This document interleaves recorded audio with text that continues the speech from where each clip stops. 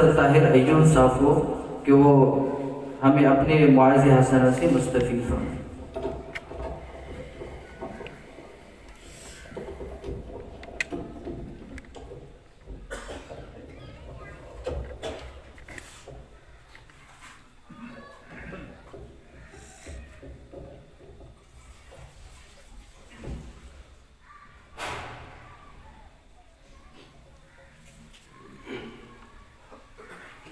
السلام علیکم ورحمۃ اللہ وبرکاتہ۔ نحمدہ ونصلی علی رسولہ الکریم، اما بعد، فاعوذ باللہ من الشیطان الرجیم، بسم اللہ الرحمن الرحیم۔ کل نفس ذائقۃ الموت، صدق اللہ العلی العظیم وبلغنا رسولہ النبی الکریم۔ انتہائی قابل احترام مفتی ولی اللہ صاحب، انتہائی قابل احترام مولانا اور مولانا عبدالقدوس صاحب، مولانا عبدالرحمن صاحب اور جو بھی علماء اکرام یہاں پہ موجود ہیں، اور میرے انتہائی قابل احترام بزرگوں، نوجوان دوستوں اور عزیزوں، سچی بات یہ ہے کہ مفتی صاحب نے، مولانا عبدالقدوس صاحب نے بڑی خوبصورت باتیں کی، لیکن یہ خوبصورت باتیں اس وقت زیادہ خوبصورت بن جاتی ہے اگر یہ میرے اور آپ کے عمل کا حصہ بن جائے، میرا اور آپ کا کردار بن جائے، ورنہ یہ خوبصورت باتیں ممکن ہے کہ ہمارے گلے کا طور بھی بن جائے۔ اس لیے یہ سوچنے کی بات ہے اور غور کرنے کی بات ہے، یہ صرف سننے کی بات نہیں ہے، یہ عمل کرنے کی بات ہے۔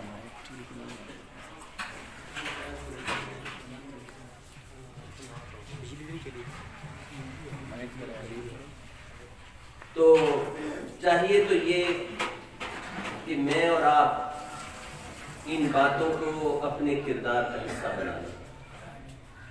علماء کی باتیں سنی، اب ایک طالب علم کی احساسات وہ میں آپ کی طرف اصل میں منتقل کرنا چاہتا ہوں۔ ہمارے بڑے محترم بھائی بابر ہم سے رخصت ہو کر اپنے رب سے جا ملے۔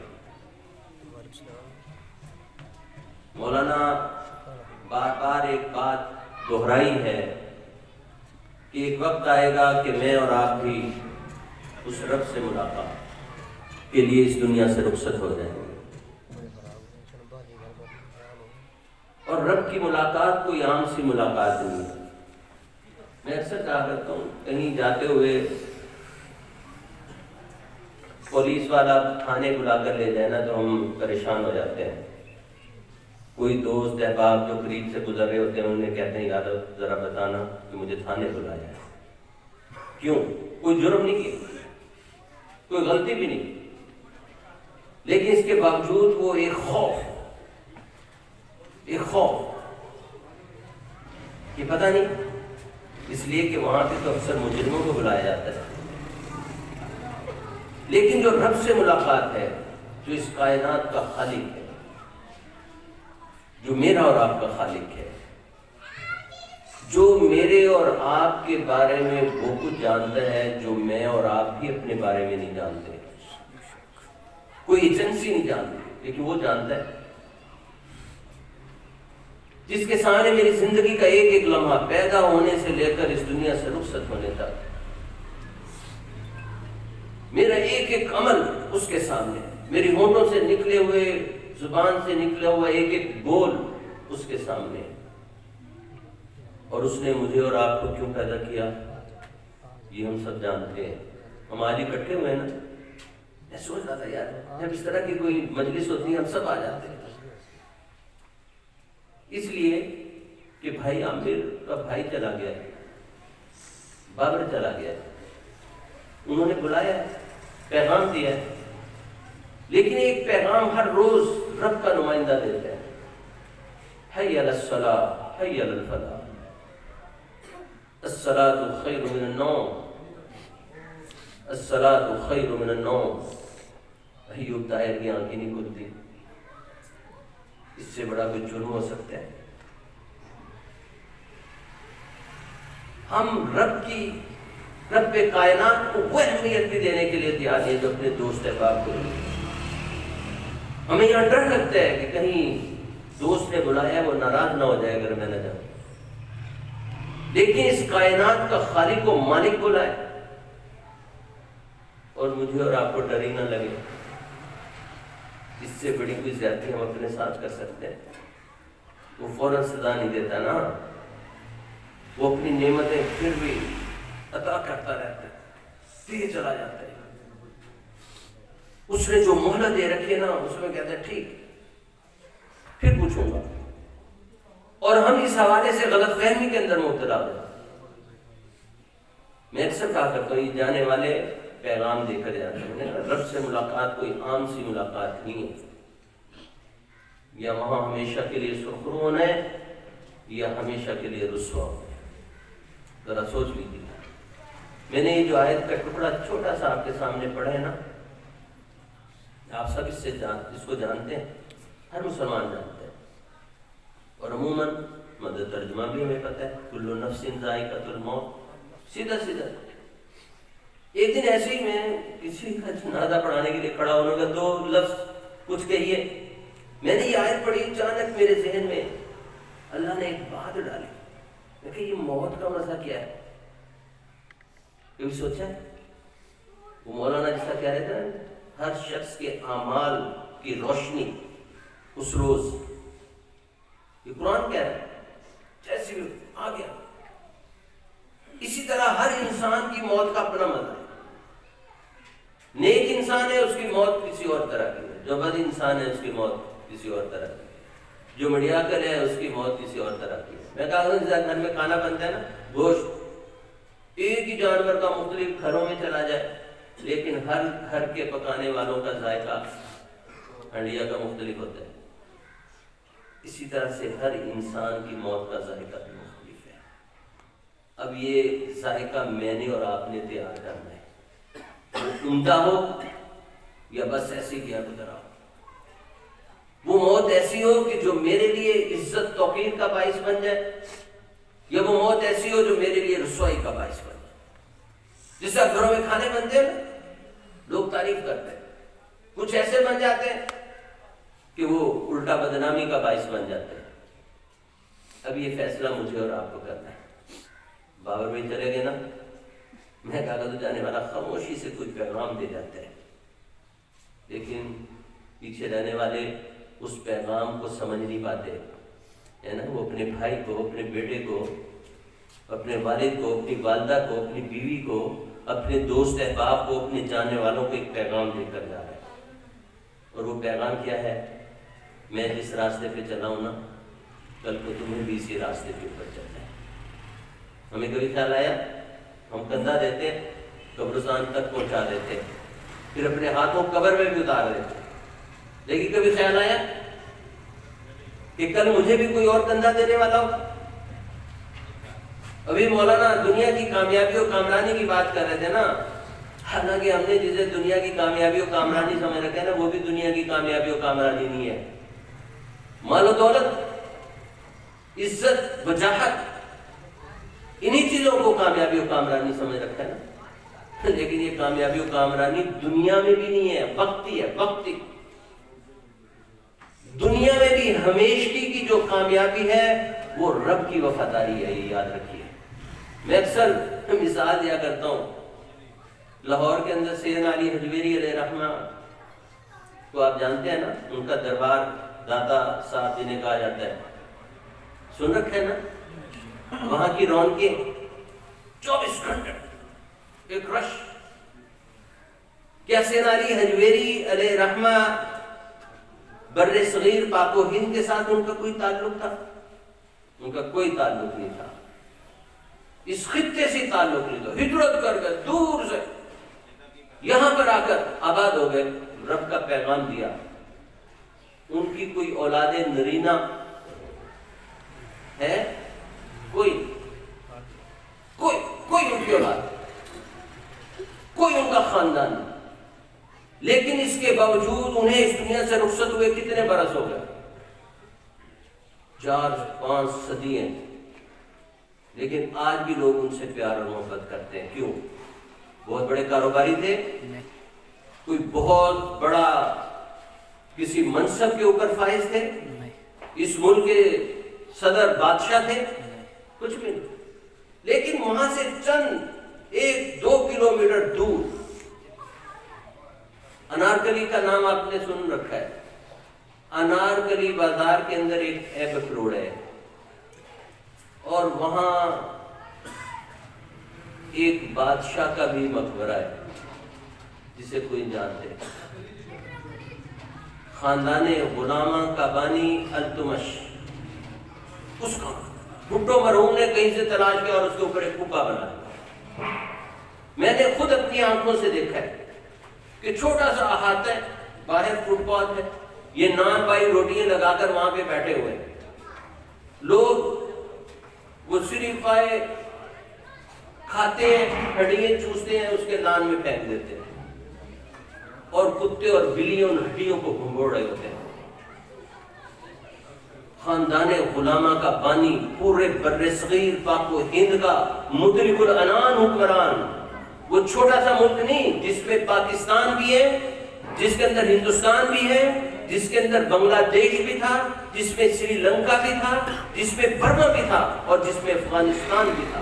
اتنے بڑے ملک کا حکمران, لیکن آج وہاں کوئی ہاتھ اٹھا کر اس کے لیے دعا کرنے والا. لیکن دوسری طرف ایک فقیر انسان جس نے رب کے ساتھ تعلق و رشتہ جوڑا, جس کے پاس بہت مال و دولت نہیں, جو کوئی حکمران نہیں تھا, کوئی بڑے منصب کے اوپر فائز نہیں تھا, لیکن آج بھی عزت و توقیر, دنیا کی کامیابی و کامرانی بھی اس فقیر کے حصے میں آئی, اس حکمران کے حصے میں نہیں آئی. جہانگیر کا مقبرہ آپ دیکھیں, اگر وہ سیر گانا ہو وہاں بھی کوئی قدم نہ رکھے, وہاں لوگ سیر سپاٹے کے لیے جاتے, وہاں کوئی اس کی محبت میں نہیں جاتے کہ کوئی جہانگیر کی محبت میں جاتے, اس میں نہیں. اس کا مقصد یہ ہے کہ اس دنیا کی بھی حقیقی کامیابی و کامرانی رب کے وفادار بندوں کے لیے ہے. اور یہ جانے والا سچی بات یہ ہے کہ رب کی وفاداری کا پیغام دے کر جاتا ہے. میں کہا کرتا ہوں یار وہ جانے والا کیا نا, ہمیں اسے غسل دینا تھا, اس کے لیے پھٹا چاہیے تھا. وہ پھٹا کہاں سے آیا؟ اس گاؤں کا سب سے بڑا چودھری سیف اللہ تارڑ جب فوت ہوا, اس کے غسل کے لیے پھٹا کہاں سے آیا؟ کیوں؟ وہ تو کھرپتی تھا, اس کا تو ایک نام تھا, اس کے لیے بھی وہ تختہ وہیں سے آیا جہاں سے ایک عام انسان کے لیے آتا. اس کی اولاد نے نہیں سوچا کہ ہمارا باپ تو بہت بڑا جاگیردار اور بڑے وزیر انسان تھا, اس کے لیے اس تختے کے اوپر اس کو غسل نہیں دینا جس پہ پہلے سینکڑوں مردوں کو غسل دے دیا ہے, پتہ نہیں کیسی کیسی بیماریوں میں مبتلا تھے, ہمیں نیا تخت بنوانا ہے. جس چارپائی پر لٹا کر قبرستان کی طرف لے کر گئے وہ کہاں سے آئے؟ وہ بھی مسجد سے آئے. وہ کروڑوں اور کھربوں روپے کا مالک, وہ جاتے ہوئے پیغام دے رہے ہیں, اے میرے بھائیو, اے میرے بیٹو, اے میرے دوستو, انجام یہ ہے. ہم اسی چارپائی کو جھاڑ پونچھ کرتے ہیں جس کے اوپر پتہ نہیں کتنی مٹی پڑی ہوتی ہے, کس طرح چھپکلیوں نے بٹھے کر رکھی ہیں, گندی مندی وقتی طور پر جھاڑا اور اس کے اوپر رکھا. وہ شیخ سعدی علیہ الرحمہ نے ایسے نہیں کہا تھا. شیخ سعدی فرماتے ہیں کہ مجھے رب کی مساوات پر اس وقت یقین آ گیا جب میں نے دیکھا کہ ایک امیر اور غریب کا کفن ایک ہی طرح کا ہے. میں نے جب دیکھا ایک امیر اور غریب کے لیے قبر ایک ہی طرح کی ہے, اس وقت مجھے رب کی مساوات کے اوپر یقین ہے. یہ دنیاوی مال و دولت اور یہ وجاہت, یہ وقتی عزت توقیر کا باعث تو بن سکتی ہے, لیکن ہمیشگی کی عزت توقیر کا باعث نہیں بن سکتی. ہمیشگی کی عزت اور توقیر اسی کے حصے میں آئی جس نے رب کے ساتھ تعلق جوڑا۔ میں اکثر کہا کرتا ہوں، حافظ آباد کے اندر علماء بھی گئے ہیں، بڑے بڑے چودھری وڈیرے سیاستدان بھی گئے ہیں، لیکن مجھے بتائیے سب سے بڑے جنازے کس کے ہوئے؟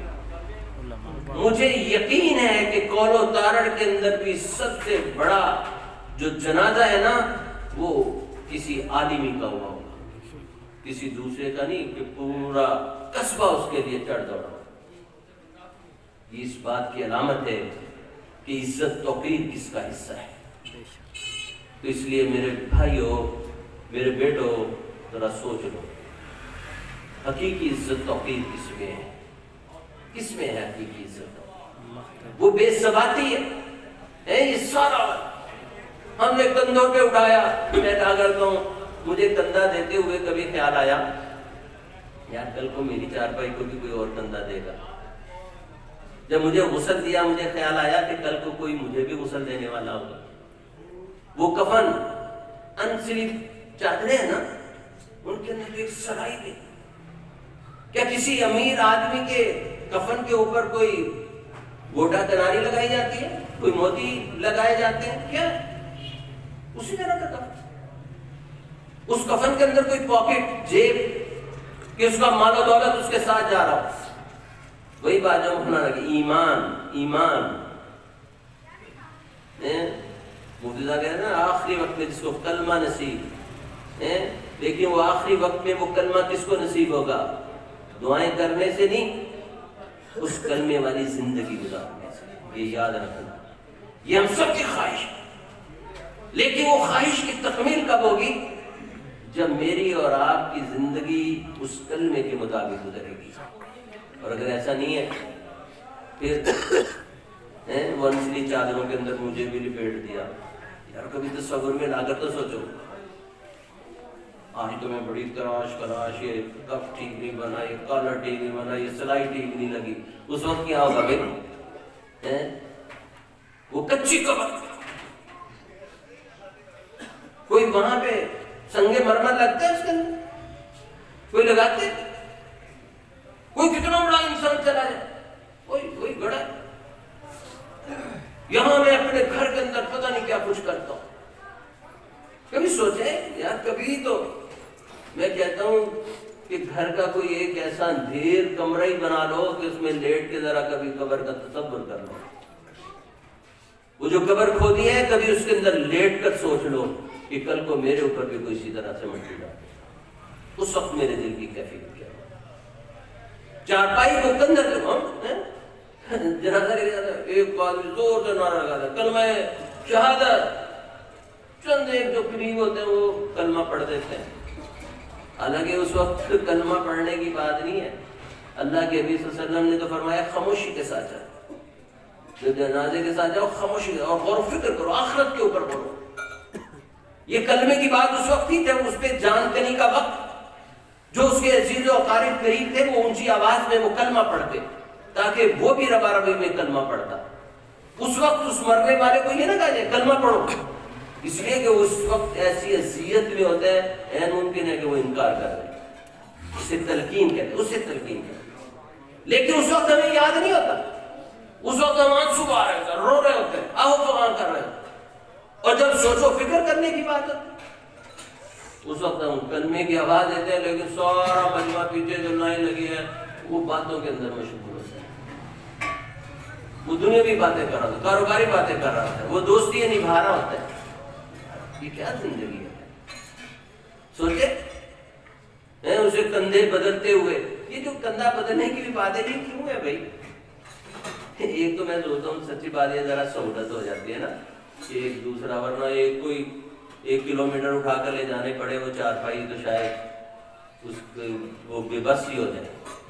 لیکن یہ جو بدلنا ہے نا، یہ کندھا بدلنا بھی اس لیے جو اس کے اوپر اجر و ثواب ہے کہ اس کندھا دینے والے کو یاد ہو کہ یار کل کو مجھے بھی اس چارپائی پہ لیٹنا ہے، کل کو مجھے بھی لیٹنا۔ لیکن یہ خیال نہیں ہے، یہاں تک کہ جنازگاہ میں پہنچ گئے کہ نماز جنازہ میں ایک کسی طرح کی مجلس تھا نا، اسے نہیں حسین رضی اللہ تعالیٰ عنہ کی شہادت کی بات کر رہے تھے، گردن کٹی ہوئی ہے، نیزے کے اوپر سر ہے، اور پھر بھی قرآن کی تلاوت کر رہے ہیں۔ میں نے کہا مجھے اس سے تو سروکار نہیں کہ یہ بات درست ہے یا غلط، لیکن میں کہا میرے اور آپ کے تو سر ہمارے دھڑوں پہ موجود ہے نا، مجھے بتائیے کہ صبح میں سے کتنوں نے تلاوت کی ہے؟ ہمارے ان سے کیا تعلق ہے بھائی؟ کیا رشتہ ہے؟ کوئی رشتہ اور تعلق ہے؟ وہ تو مسجد نبوی کے اندر جمعے کا خطبہ دیتے تھے، درس قرآن کیا کرتے تھے، ریاض الجنہ میں بیٹھ کر اللہ کے حبیب صلی اللہ علیہ وسلم پہ درود و سلام پڑھتے تھے۔ 8 ذی الحجہ کو مکہ سے کربلا کی طرف سفر کیا، 9 کو تو حج تھا، انہیں نہیں پتا تھا کہ حج کتنی بڑی عبادت ہے، 2 دن بعد چلے جاتے۔ انہیں پتا تھا کہ یہ اسلام والی گاڑی ہے، اقتدار والی گاڑی جو پٹڑی سے اتر رہی ہے نا، یہ اس حج کرنے سے بڑا نقصان ہے، یہ مسجد نبوی کے اندر جمعے کا خطبہ دینے سے کے ثواب سے زیادہ بڑا نقصان کی بات ہے۔ انہوں نے وہ راستہ، حالانکہ ایک ووٹی کی تو بات تھی، دے دیتے، ممکن ہے یزید انہیں اور نواز دیتا، لیکن انہوں نے وہ راستہ نہیں کیا۔ ہماری کیا کیفیت ہے؟ وہ فضلت والی بات، جب کو جانا کیا چھوڑ کر رکھتا، انہوں نے کہا کوفہ والوں کے دل آپ کے ساتھ ہے لیکن تلواریں یزید کے ساتھ۔ آج ہمارے بھی دل اس دین اسلام اور قرآن اور اللہ کے حبیب صلی اللہ علیہ وسلم کے ساتھ ہے، لیکن ہماری تمام تر قوت باطل کے پلڑے کے اندر موجود ہے۔ یہ کیسے ہم مسلمان ہیں؟ یہ کیسے ہم مسلمان ہیں؟ کبھی سوچے کہ ہماری قوت اور طاقت کس پلڑے کے اندر ہونی چاہیے؟ کبھی غور کیا؟ کبھی سوچا؟ پہنچ گئے نا نماز جنازہ میں کہنے یہ لگا تھا کتنوں کو وہ دعا آتی ہے، اور کبھی سوچا وہاں جا کے پڑھتے کیا ہے؟ 4 تکبیرات، اللہ، یہی تکبیر ہے۔ کب یہ زبان سے یہ الفاظ نکلتے ہیں کہ جب اس کا بہت پیارا بیٹا، بیٹی، بھائی، دوست، عزیز، باپ، ماں، بیوی اس کے سامنے مردہ حالت میں پڑی، اس وقت بھی وہ کہہ رہے ہیں اللہ اکبر، اے اللہ تو اتنا بڑا میری سوچ اور فکر سے بھی بڑا۔ اس کی بڑائی کا اظہار اس وقت کر رہا ہے، تو عام معمول کی زندگی کے اندر اس رب کی بڑائی اسے یاد ہی نہیں رہتی، وہ اس کی بڑائی نہیں جانتا، وہاں وہ کسی اور کے سامنے جھکتے، وہاں کسی اور کی وہ قصیدہ خوانی کرتے ہیں۔ یہ درست ہے؟ اس کے بعد کیا ہے؟ پہلی تکبیر کے بعد ثنا پڑھتے ہیں، اللہ کی تعریف و توصیف، اس کی عظمتوں کا اقرار، اس کی بڑائی کا اقرار کب کر رہے ہیں؟ جب انسان انتہائی دکھی حالت کے اندر موجود ہے، نہ اس کا کھانے کو دل چاہ رہا ہے، نہ پہننے کو دل چاہ رہا ہے، بلکہ وہ بھی چاہتا ہے اس مرنے والے کے ساتھ وہ بھی مر جائے، لیکن اس دکھ کی کیفیت کے اندر بھی وہ اپنے رب کو نہیں بھولا، وہ صرف ایک پیغام دے رہا ہے رب کائنات کو، اے اللہ تو نے یہ دکھ دیا نا، اس دکھ کی وجہ سے میں بہت دکھی بھی ہوں، لیکن اللہ دیکھ میں تجھے نہیں بھولا، میں تجھے نہیں بھولا، تعریفیں تیری ہی ہیں، عظمتیں تیری ہی ہیں، بڑائیاں تیری ہی ہیں، کبریائی تیری ہی ہے، جیسے بھی حالات ہوں میں تیری ہی حمد و ثنا کروں۔ کیا وہاں سے نکل کر دکان پر بیٹھ کر رب کی حمد و ثنا کی ہے؟ گھر میں موجود ہو کر رب کی حمد و ثنا کی ہے؟ دکان پر بیٹھ کر رب کی حمد و ثنا یہی ہے کہ وہ کم نہ تولے، کم نہ ناپے، کسی کو دھوکہ نہ دے، کسی منصب پر فائد ہے تو رشوت نہ دے، اس لیے کہ یہ اس کے رب کا حکم ہے، وہ کاروباری ہے تو سودی کاروبار نہ کرے، یہ اس کے رب کا حکم ہے، اور یہی ثنا ہے، یہ عملی ثنا ہے۔ وہاں تو زبان سے اظہار تھا نا، اس بڑائی کا اظہار اپنے عمل اور اپنے کردار سے ہو کر کے دکھا۔ پھر تکبیر گئی اللہ اکبر، پھر کیا کیا؟ درود شریف پڑھا نا۔ درود شریف کیا ہے؟ یہ ایک دعا ہے، دعا ہی ہے نا۔ کیا نبی کریم صلی اللہ علیہ وسلم کو میری اور آپ کی دعاؤں کی ضرورت ہے؟ انہوں نے کوئی غلطی کی، کوئی کوتاہی کی، کوئی گناہ ان سے سرزد ہوا، لیکن ان کی امتی ان پہ درود و سلام اس موقع پر بھی درود پڑھ رہے ہیں۔ کیوں؟ اس لیے کہ اللہ کے حبیب صلی اللہ علیہ وسلم نے اس کائنات انسانی کے لیے جو دکھ برداشت کیے ہیں، جو زخم سہے ہیں، جو طائف کے اندر لہو لہان ہوئے، جو احد کے اندر جس طرح سے دندان مبارک شہید ہوئے، جس طرح سے اپنے پیاروں کے تڑپتے ہوئے لاشیں اٹھائے، جس طرح سے بے بسی کے عالم میں اپنے پیاروں کو اجتماعی قبر کے اندر مدفون کیا ہے، جس طرح ان پہ نماز جنازہ نہ پڑھ سکے، یہ دکھ عام سے دکھ ہے، یہ تکلیفیں عام سے تکلیفیں، یہ سب کچھ کیوں برداشت کیا؟ میرے اور آپ کی خاطر ہیں کہ یہ اللہ کے بندے جہنم کے راستے کو چھوڑ کر جنت کے راستے پہ چلتے ہیں۔ یہ جہنم کا ایندھن نہ بنے، یہ جنت کی رونائیوں اور نعمتوں سے مستفید، اور انہیں کیا ضرورت ہے بھائی؟ ان کی زندگی کا تو ایک ایک لمحہ رب کی وفاداری میں گزرا۔ کیوں آپ کی بیٹی شہید ہو گئی؟ کیوں آپ کی بیٹیوں کو طلاق ہوئی؟ اس دین کی خاطر۔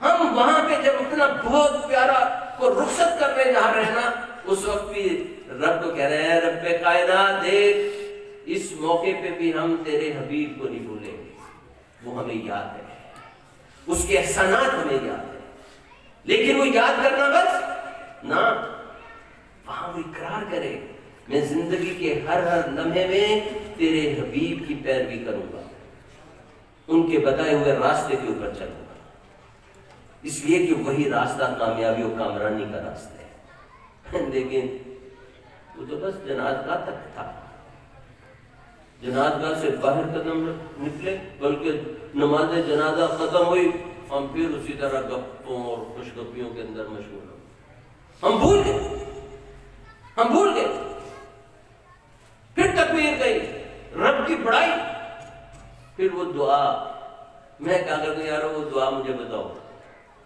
وہ مرنے والے کے لیے یا پیچھے رہنے والے کے لیے؟ دیکھیں نا یہ ساری مجلس ہے، بظاہر تو اس لیے سجی ہے نا کہ اس جانے والے کے لیے ثواب، لیکن کیا میں اور آپ اس میں ثواب کے پوری طرح حقدار نہیں ہیں؟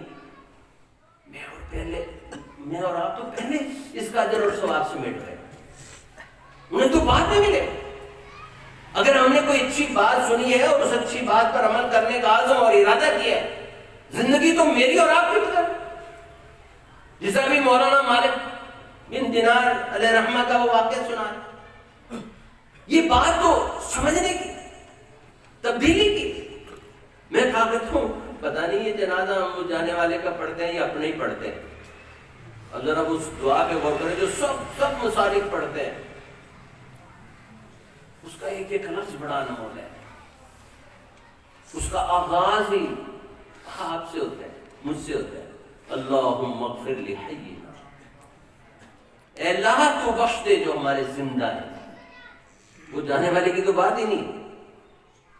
دیکھیے کتنا لالچی ہے بظاہر انسان کہ وہ اپنے لیے، یہ اللہ کے حبیب صلی اللہ علیہ وسلم نے سکھائی ہے نا کہ جو زندہ ہیں وہ ان کی بخشش، اس لیے کہ وہ آج نیکی کر سکتے ہیں، اس لیے کہ وہ آج قرآن پاک کی تلاوت کر سکتے ہیں، اس لیے کہ وہ آج باجماعت نماز پڑھ سکتے ہیں، اس لیے کہ آج وہ اپنے بہن بھائیوں اور عزیز و اقارب اور دوست احباب کے ساتھ خیر خواہی کر سکتے ہیں۔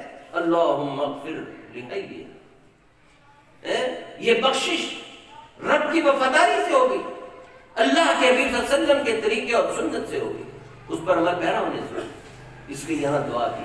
پھر ایک لفظ ہے پوری دعا میں جو اس مرنے والے کے لیے جو بھی چلے گا، وَمَيَّتِنَا، اور جو ہمارے فوت ہوتے ہیں اللہ تو ان کی بھی بخشش فرمائے، اور اس کے بعد پوری دعا میرے اور آپ کے لیے،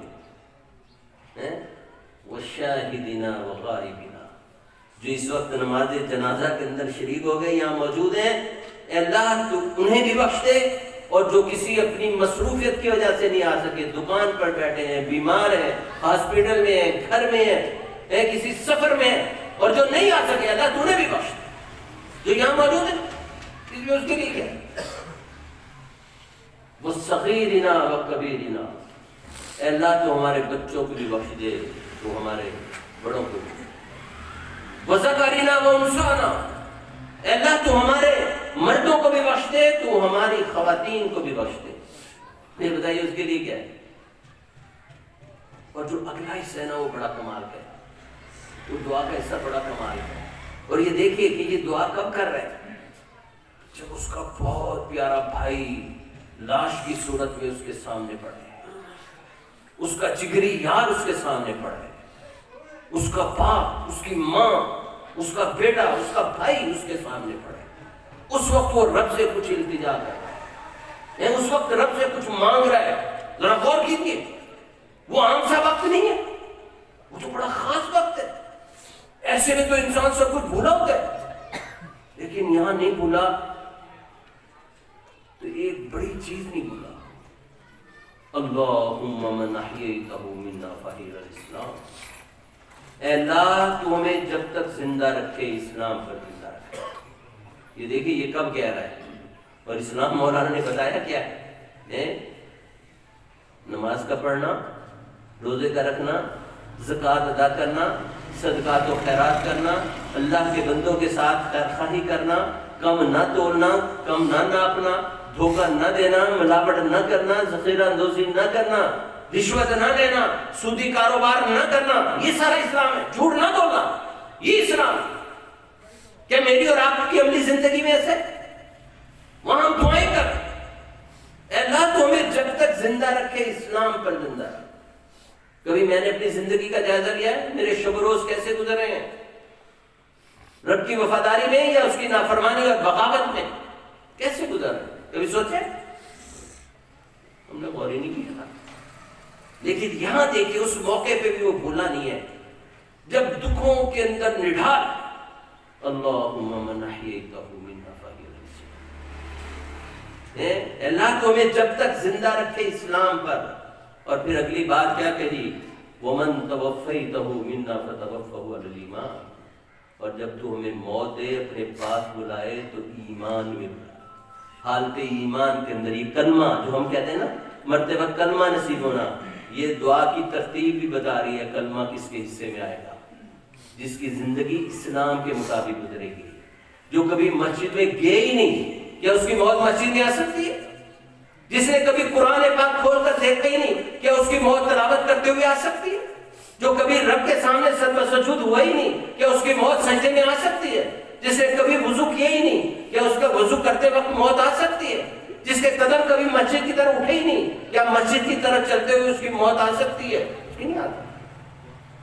جو اسلام کے مطابق جس کی زندگی گزرے گی، اسی ہم غلط فہمی کے اندر مبتلا ہو جاتے ہیں۔ وہ بڑا رحیم ہے، اس میں کوئی شک نہیں، اس سے اچھا ہی گمان رکھنا چاہیے، لیکن اس وقت جب ہم نیکی کر رہے ہو۔ اللہ کے نبی صلی اللہ علیہ وسلم سے کسی نے پوچھا، یا رسول اللہ علیہ وسلم سب سے عقل مند انسان کون ہے؟ آپ صلی اللہ علیہ وسلم نے وہ شخص جو پوری زندگی رب کی وفاداری میں گزارے، ایک ایک لمحہ، لیکن پھر بھی وہ متردد ہو کہ پتہ نہیں رب نے میری یہ نیکی قبول کی ہے یا نہیں۔ پوری سوچ، یعنی وہ نیکی اور بھلائی کر کے بھی اسے ڈر ہو، پتہ نہیں یہ رب کے ہاں معتبر ہے یا نہیں۔ پھر پوچھنے والا پوچھتا ہے، یا رسول اللہ سب سے بے وقوف کون ہے؟ آپ صلی اللہ علیہ وسلم فرماتے ہیں وہ شخص جو نیکی اور بھلائی کا کوئی کام نہیں کرتا، لیکن پھر بھی یہ امید رکھتا ہے کہ رب مجھے معاف کر دے گا۔ یہ سب سے بے وقوف انسان ہے، اور آج ہم سب اسی بے وقوفی کے اندر مبتلا ہیں۔ ہم عام بات کہنے کی ہے، کون سا عملوں کے بل بوتے پہ جنت میں جائے گا؟ رب کے رحم و کرم بھی جائے گا، اس میں کوئی شک نہیں۔ کوئی عملوں کے بل بوتے پہ نہیں جائے گا، رب کے کرم اور فضل سے جائے گا۔ لیکن وہ رب کا فضل اور کرم کس کے اوپر ہوگا؟ ابو جہل پہ، فرعون پہ، نمرود پہ، جو خدا کا باغی اور سرکش رہا اس پہ؟ نہ، وہ کرم اسی پہ ہوگا جو زندگی رب کی وفاداری میں گزارنے کی کوشش کرتا رہا ہے، وہ اسی پہ ہوگا۔ اس لیے میرے دوستو، میرے بھائیو، میرے بیٹو سوچ لو، یہ نوجوان میں نے دیکھتا ہوں نا، سچی بات ہے مجھے رشک آتا ہے، یہ بڑا قیمتی اثاثہ ہے اس امت مسلمہ۔ ان نوجوانوں کو میں اکثر کہتا ہوں، میرے بیٹو آپ کا مسجد سے تعلق اور رشتہ ہمیشہ قائم رہنا چاہیے۔ اس لیے جب آپ کا رشتہ مسجد سے جڑتا ہے نا تو یہ ملت اسلامیہ کے جو دشمن ہے نا ان کے دلوں پر آرا چلتا ہے، آرا چلتا ہے، آری نہیں آرا چلتا ہے۔ انہیں تکلیف ہوتی ہے، انہیں تکلیف ہوتی ہے کہ یہ کس راستے کے اوپر۔ اب یہ آپ کی مرضی، کیا آپ شیطان کو خوش کرنا چاہتے یا اس کو ناراض؟ اس کو ناراض، شیطان کو کبھی خوش نہ کیجیے، کوئی ایسا عمل نہ کیجیے جو اس کے لیے خوشی کا باعث بنے۔ ہمیشہ وہ عمل جس سے رب کائنات راضی ہو، اللہ کے حبیب صلی اللہ علیہ وسلم راضی ہو۔ اللہ سے دعا ہے کہ اللہ رب العزت ہم سب کو اپنا وفادار بندہ بن کر زندگی گزارنے کی توفیق عطا فرمائے۔ وما علینا الا البلاغ المبین۔ جزاکم اللہ خیرا۔ الحمدللہ رب العالمین والعاقبۃ للمتقین، الصلاۃ والسلام علی رسولہ النبی الکریم۔ ربنا ظلمنا انفسنا وان لم تغفر لنا وترحمنا لنكونن من الخاسرین۔ افوض امری الی اللہ ان اللہ بصیر بالعباد۔ یا حی یا قیوم برحمتک نستغیث۔ اے اللہ ہم سب کی غلطیوں کوتاہیوں کو معاف فرما۔ اے اللہ وہ کام کرنے کی توفیق عطا فرما جن سے تو راضی۔ اے اللہ ہر اس کام سے بچا لے جس سے تو ناراض ہوتا۔ اے اللہ اپنی رضا اور خوشنودی عطا فرما۔ اے اللہ نبی کریم صلی اللہ علیہ وسلم کی اسوہ حسنہ کے مطابق زندگی گزارنے کی توفیق عطا فرما۔ اے اللہ ہمارے بھائی بابر ہم سے رخصت ہو کر تیرے حضور پہنچ چکے۔ اے اللہ اس دنیا کے ساتھ ان کے تمام رابطے اور تعلق منقطع ہو گئے۔ اے اللہ تیرے ساتھ ہمیشگی کا تعلق اس دنیا میں بھی تھا اور آج اس قبر کے اندر بھی موجود ہے۔ اے رب کائنات تیرے یہ سارے بندے ان کے کردار کی تعریف کرتے ہیں، ان کی تعریف و توصیف کرتے ہیں، اور تیرے حبیب صلی اللہ علیہ وسلم کا فرمان ہے کہ اللہ اپنے بندوں کی گواہی قبول کرتا ہے۔ اے رب کائنات یہ تمام بندے تیرے اس بندے کے نیکی اور بھلائی کی تعریف و توصیف کرنے والے ہیں، اس کی نیکیوں کی شہادت دینے والے ہیں۔ اے رب کائنات تو اپنے اس بندے کی تمام نیکی اور بھلائیوں کو اپنی بارگاہ میں قبول و منظور فرما۔ اے اللہ انسان ہے نا، انسان ہونے کے ناطے غلطیاں تو ہو جاتی ہیں۔ اے رب کائنات تیرے حبیب کا فرمان ہے کہ اللہ کو معاف کرنا بہت اچھا لگتا ہے۔ اے رب کائنات ہمیں بھی تجھ سے معافی مانگنا بہت اچھا لگتا ہے۔ اے رب کائنات یہ تیرے سارے بندے تیرے ایک بندے کے لیے معافی کے طلبگار۔ اے رب کائنات تو اپنے اس بندے کی تمام غلطیوں کوتاہیوں کو معاف فرما۔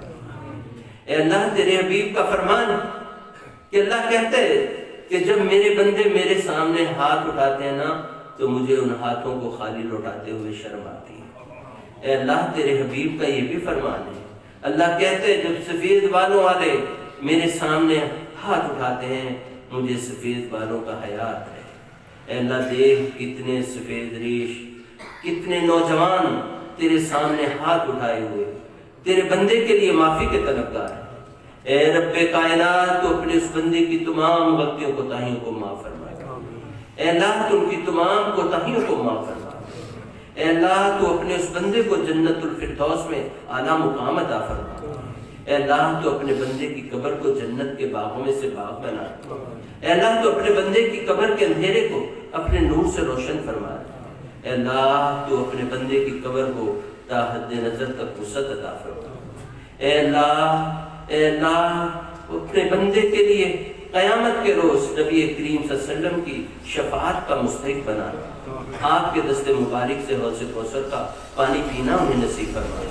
اے اللہ جنت الفردوس میں نبی کریم صلی اللہ علیہ وسلم کی ہمسائگی انہیں نصیب فرما۔ اے اللہ یہ جتنے بھی بندے تیرے سامنے موجود ہیں ان میں سے جن جن کے والدین، عزیز و اقارب، دوست احباب، اساتذہ رخصت ہو کر تیرے حضور پہنچ چکے ہیں، اے رب کائنات تو ان سب کی بخشش فرما۔ اے اللہ تو ان سب کے کبیرہ صغیرہ گناہوں کو معاف فرما۔ اے اللہ تم سب کی غلطیوں کو کوتاہیوں کو معاف فرما دے۔ اے اللہ قیامت کے روز ان سب کے لیے نبی کریم صلی اللہ علیہ وسلم کی شفاعت کا انہیں حقدار بنا دے۔ اے اللہ نبی کریم صلی اللہ علیہ وسلم کے دست مبارک سے ان سب کو حوض کوثر کا پانی پینا نصیب فرما۔ اے اللہ جنت الفردوس میں نبی کریم صلی اللہ علیہ وسلم کی ہمسائیگی نصیب فرما۔ اے اللہ ہم بھی تیرے پاس آنے والے ہیں۔ اے اللہ ہمیں تیری ناراضگی سے ڈر لگتا ہے۔ اے اللہ تو ناراض ہو گیا نا تو ہم رسوا ہو جائیں گے۔